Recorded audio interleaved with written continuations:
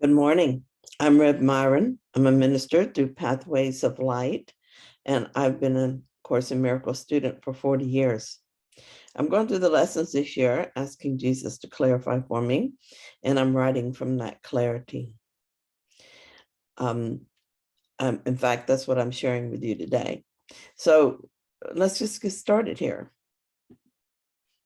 We're looking at lesson 193. All things are lessons God would have me learn. 1. God does not know of learning, yet his will extends to what he does not understand, and that he wills the happiness his son inherited of him be undisturbed, eternal and forever gaining scope, eternally expanding in the joy of full creation, and eternally open and wholly limitless in him. That is his will. And thus his will provides a means to guarantee that it is done. Jesus tells us something very important in this short paragraph. First, God does not know of learning. This is true, of course, since God has all knowledge, what is there to learn? But in our present state, we put ourselves in an impossible situation in which we do need to learn. This need is answered as well. His will extends to that which he does not understand. We're covered because of the nature of creation. Whatever is created is eternal and eternally perfect as it is created. His will for us is happiness, and that our happiness is undisturbed. I love the way he describes what is true for us. We are forever gaining scope. I looked that up and found that gaining scope means we are forever extending our range, our breadth, our reach. And as we're doing so in the joy of full creation, even as we dream of being human, we remain wholly limitless in God, because it is his will that this is so. Let your mind rest on this aspect of yourself and realize this is you right now. You remain unaware of this only because you've focused your attention almost entirely on the story of a world to the exclusion of reality. You are lost in your fantasies, and all along you remain as you were created, perfectly safe in God, joyfully creating. 2, God sees no contradictions, yet his son believes he sees them. Thus he has a need for one who can correct his erring sight and give him vision that will lead him back to where perception ceases. God does not perceive at all, yet it is he who gives a means by which perception is made true and beautiful enough to let the light of heaven shine upon it. It is he who answers what his son would contradict and keeps his sinlessness forever safe. God does not see contradictions. This is because God doesn't perceive, he knows. The mind of God is perfectly serene with all aspects of an agreement. This is not true for us because we perceive, and perception is not truth. It reflects how we see something, and that might be accurate or not. Though God does not believe in the contradictions, he sees our need for correction, and we're given the answer, capital A, who will lead us back to where perception ceases. 3, these are the lessons God would have you learn. His will reflects them all, and they reflect his loving kindness to the son he loves. Each lesson has a central thought, the same in all of them. The form alone is changed with different circumstances and events, with different characters and different themes, apparent but not real. They are the same in fundamental content. It is this: forgive, and you will see this differently. 4, certain that it is that all distress does not appear to be but unforgiveness, yet that is the content underneath the form. It is this sameness that makes learning sure, because the lesson is so simple that it cannot be rejected in the end. No one can hide forever from a truth so very obvious that it appears in countless forms and yet is recognized as easily in all of them, if one but wants to see the simple lesson there. When our lives are difficult and the challenge is great, there's an ego temptation to believe that we're guilty and God is punishing us for that guilt. There might be a temptation to beg for relief of that which upsets us. When things are going well, many people thank God for the smooth waters they find themselves in, not consciously aware that in doing so, they're reinforcing the belief that God is intimately manipulating their dream world, sometimes in their favor and sometimes cruelly. And of course, none of this is true. All that is happening is that you're making decisions continually.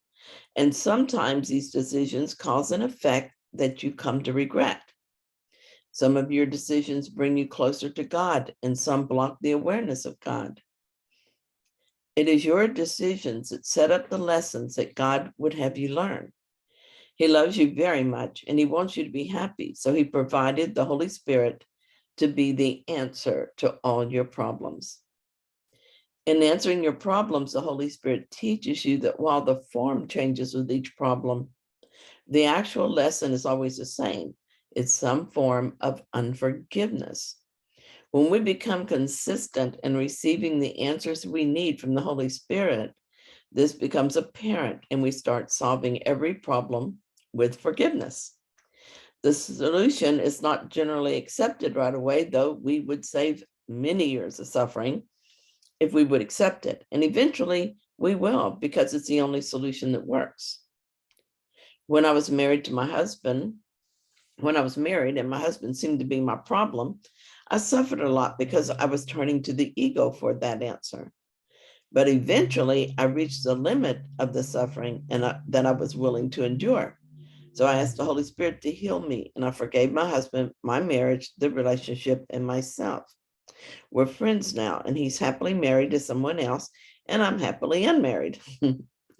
When I left him, I was afraid to be on my own, afraid of not having enough money and not being able to take care of the things that he used to take care of.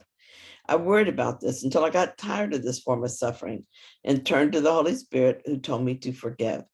And so I forgave my fear of loss and lack, and my fear that I was alone and not cared for, not safe. I discovered that I was fine and could do quite well on my own. My work was centered around relationships, and I was never very good at relationships.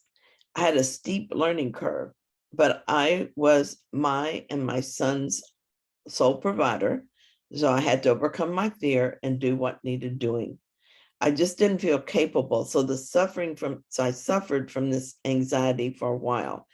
And then I remembered to turn to the Holy Spirit for my answer. He told me to forgive my fears about relationships and just love each person. When the relationship seemed difficult, he told me to forgive and love. No matter what was going on, the answer was always the same. As a result, I formed close relationships with my customers and my coworkers, and even the ones that began as contentious relationships. What I've discovered is that I make my own classrooms and with the decisions that I make, but that God would use them as lessons he would have me learn. I also learned that the answer was always some form of unforgiveness, which meant that the problems were always the same problem, even though they looked very different. 5, forgive and you will see this differently. These are the words the Holy Spirit speaks in all your tribulations, all your pain, all suffering, regardless of its form. These are the words with which temptation ends and guilt, abandoned, is revered no more. These are the words which end the dream of sin and rid the mind of fear. These are the words by which salvation comes to all the world. 6, shall we not learn to say these words when we're tempted to believe that pain is real and death becomes our choice instead of life? Shall we not learn to say these words when we have understood their power to release all minds from bondage? These are words which give you power over all events that seem to have been given power over you. You see them rightly when you hold these words in full awareness, and do not forget, these words apply to everything you see or any brother looks upon amiss. Every problem I have forgiven has disappeared, every one of them. And yet there are some problems that I have not forgiven, and that is beyond foolish. I'm grateful to be reminded through this lesson that forgiveness is the answer in every case. I have some physical pain that I forgive. Pain and suffering are not of God and therefore do not exist. I choose to forgive the idea that there is any value in pain and suffering and watch it disappear. I am done dreaming of sin. Just yesterday, I was shopping, and it was, I began to notice that I was having pain in my feet, which happens sometimes when I'm walking a lot. And immediately I forgave that belief in pain. I reminded myself what we learned in lesson 190. What is pain? It doesn't exist. There is no pain. If there's pain, there is not God. And then I just forgot about it. And evidently my feet quit hurting because I don't remember any pain past that. So I continue to do that, and that's the way I do it. I do it every time. And one of these days there won't be any because I've instructed my mind that I don't believe in pain. 7, how can you tell when you are seeing wrong or someone else is failing to perceive the lesson he should learn? Does pain seem real in the perception? If it does, be sure the lesson is not learned, and there remains an unforgiveness hiding in the mind that sees the pain through eyes the mind directs. So there we are with my pain thing. This is an excellent clue. Does pain seem real in the perception? My physical pain seems real to me, and so I'm seeing it wrong. That's why I know that I need to forgive this. As long as the pain lasts, the lesson has not been learned. The lesson or another form of that lesson will hang around until it's learned. I can become the spiritual detective if I want to. I can look for the root cause of the error, or I can journal with Jesus until I get to the source of the problem. Sometimes the answer shows itself in the lesson or in some course I'm taking. But one thing is certain, if I truly desire healing, what is needing will show up. Paragraph 8, God would not have you suffer thus. He would help you forgive yourself. His son does not remember who he is, and God would have him not forget his love and all the gifts his love brings with it. Would you now renounce your own salvation? Would you fail to learn the simple lessons heaven's teacher set before you? That all pain may disappear and God may be remembered by his son. All things are lessons God would have you learn. He would not leave an unforgiving thought without correction, nor one thorn or nail to hurt his holy son in any way. He would ensure his holy rest remain untroubled and serene, without a care, in an eternal home which cares for him. And he would have all tears be wiped away, with none remaining yet unshed, and none but waiting their appointed time to fall. For God has willed that laughter should replace each one, and that his son be free again. Maybe you don't realize the depth of your Creator's love for you. I didn't. And still, I have not plumbed those depths. But I accept he does love me and that he wants the best for me. He wants me to be supremely happy. So in each of these classrooms I find myself in because of decisions I made, I remember that God knows me and he created me so that must be what I am. I forgive my mistaken identity and accept his to the best of my ability. 10. We will attempt today to overcome 1,000 seeming obstacles to peace in just one day. Wow. This is exciting, isn't it? Let mercy come to you more quickly. Do not try to hold it off another day, another minute, or another instant. Time was made but for this.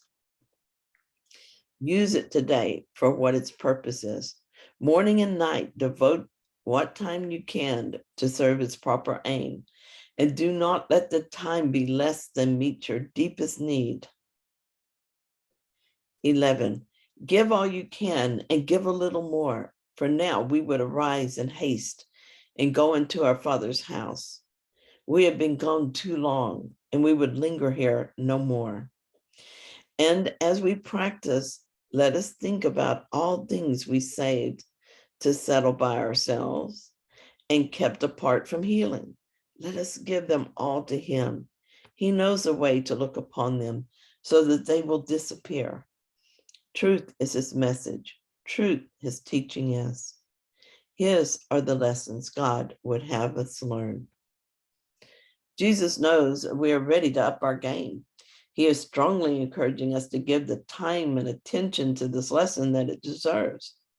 We can make great strides today if we take this seriously and use it as often as we can.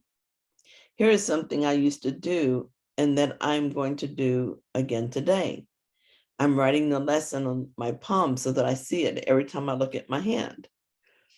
This is a reflection of my decision to forgive, and it is a visible reminder that I have made that decision. 12. Each hour, spend a little time today and in the days to come in practicing the lesson in forgiveness in the form established for the day, and try to give it application to the happenings the hour brought, so that the next one is free of the one before. The chains of time are easily unloosened in this way. Let no 1 hour cast its shadow on the one that follows. And when that one goes, let everything that happened in this course go with it. Thus will you remain unbound in peace eternal in the world of time. 13. This is a lesson God would have you learn. There is a way to look on everything that lets it be to you another step to him and to salvation of the world.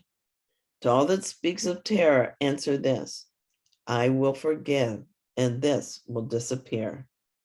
To every apprehension, every care, and every form of suffering, repeat these self-same words, and then you hold the key that opens heaven's gate and brings the love of God the Father down to earth at last to raise it up to heaven. God will take this final step himself. Do not deny the little steps he asked you to take to him. So very little is asked of me. I will not fail to do my part. And as I go through my day, if I get distracted and forget my purpose, I will forgive and let that idea go so that the next hour is free from the one before. If I notice thoughts in my mind that I don't believe, I will let them slide harmlessly away, completely forgiven. I am using this day to move closer to salvation and thus to saving the world. Here's a message that I received years ago when I was still judging myself for not doing better. It was helpful to me in beginning to let go of the judgment which was impeding my progress. And of course, that means I was forgiving it. Holy Spirit said, this was a good day, Myron. When I say it was good, I mean that it was a day that you used to practice replacing anger with love. It's a day that you chose to walk steadily toward God and your own salvation. It can be difficult to understand the value of beginning each moment fresh and free of the last moment's grievance because you've had so little experience with it. But in this clean and perfect instant, you are exactly as you were created to be, free. That space you made in your mind as you forgave is instantly filled with the love of God. And in that moment, you experience yourself as you were created. And I said, Holy Spirit, I have trouble holding on to that.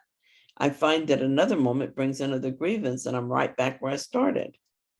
And Holy Spirit says, no, you're not back where you started, precious one.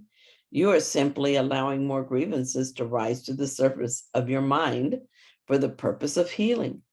The correction you received was not lost because you asked for more correction. Even in this moment, your heart sings in the gladness for all you did during the day. You feel lighter and freer. Is that not the case? And I said, yes, it is. I'm having trouble wiping this silly grin from my face. People will wonder what I'm up to.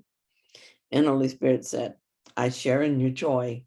People will be in wonder at your peace and your joy, and it will draw them to you. The peace that is in them will recognize the peace in you.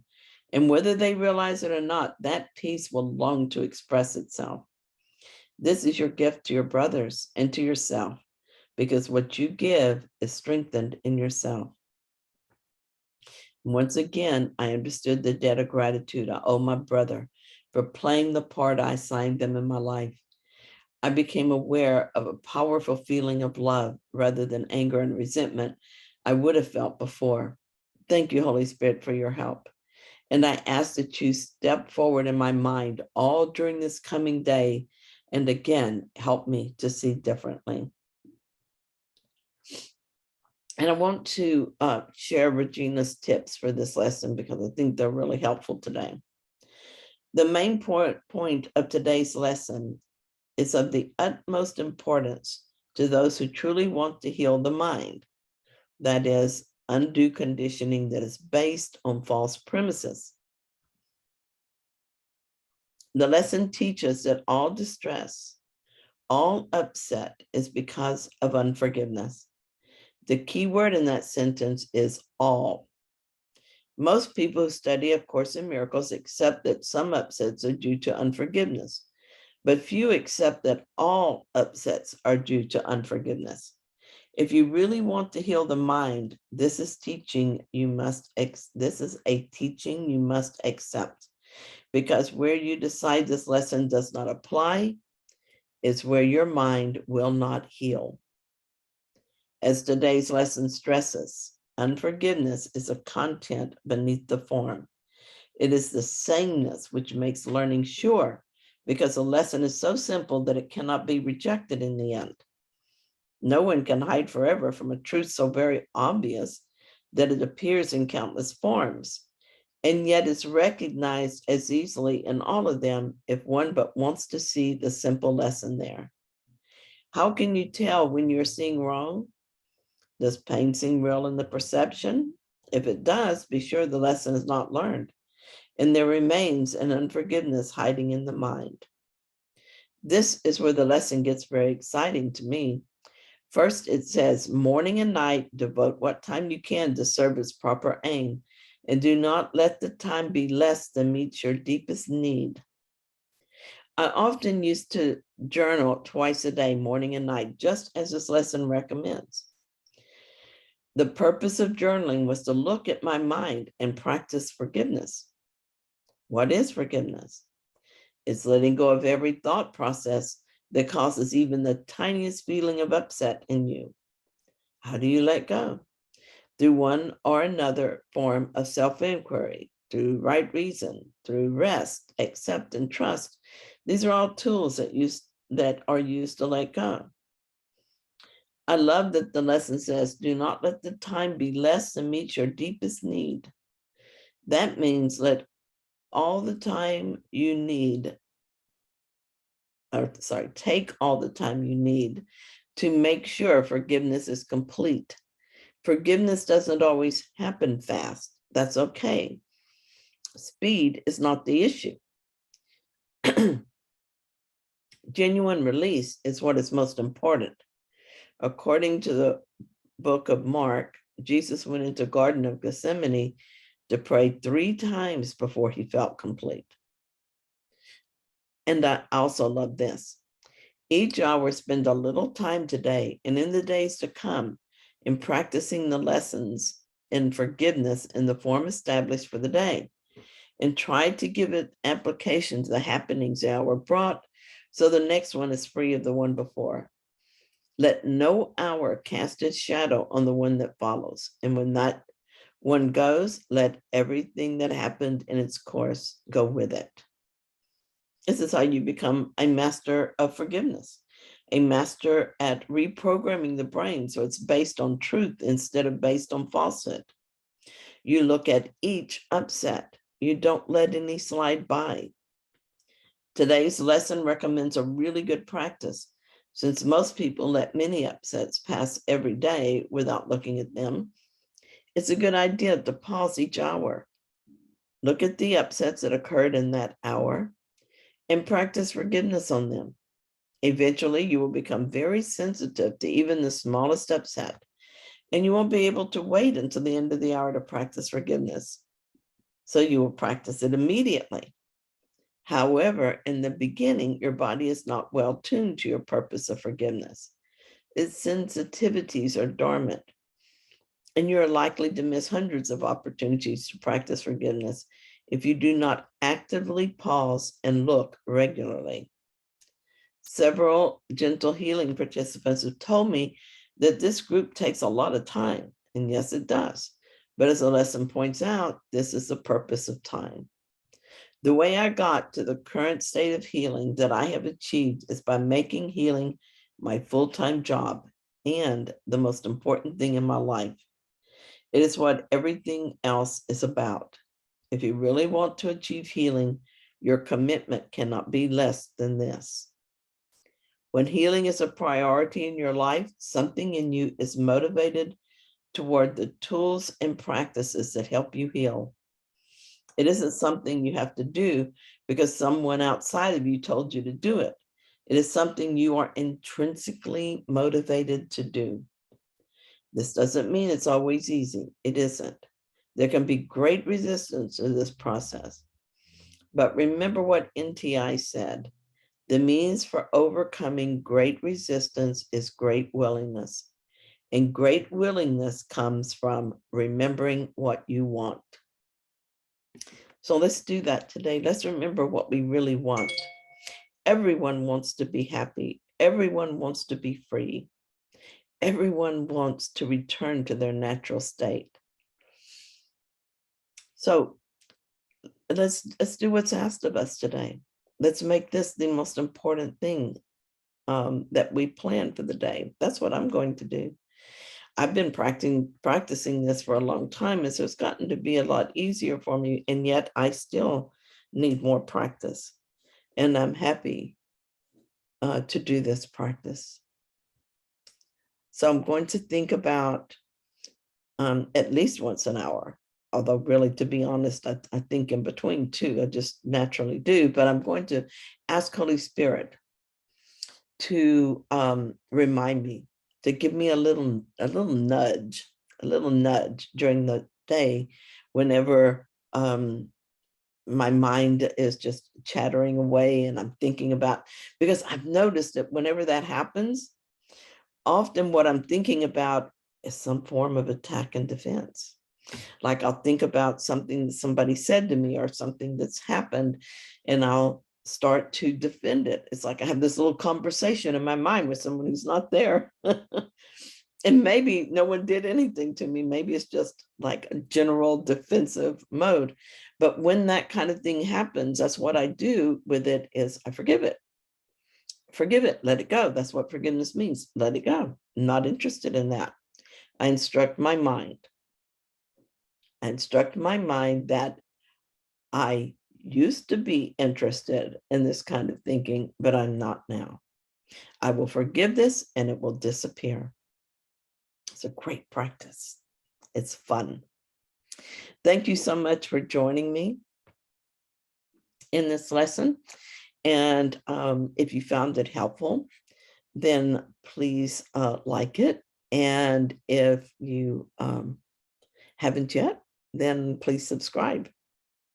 And thanks to everyone out there who is joining me for these lessons. And thank you for those who have subscribed. And I'll see you tomorrow with another lesson.